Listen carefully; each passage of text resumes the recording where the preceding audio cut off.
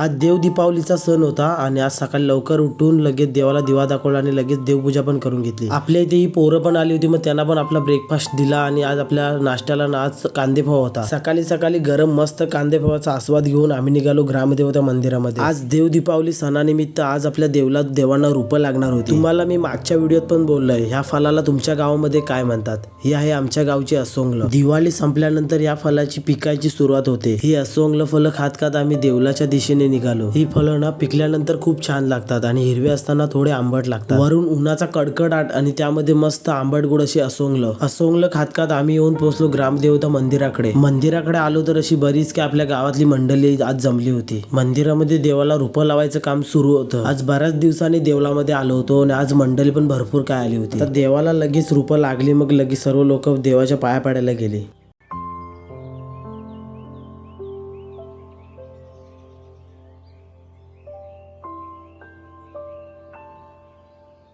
आता देवलातला सर्व कार्यक्रम आटपला तर आता घरी निघालो होतो, तर म्हटलं चिंच खाऊन जाऊया।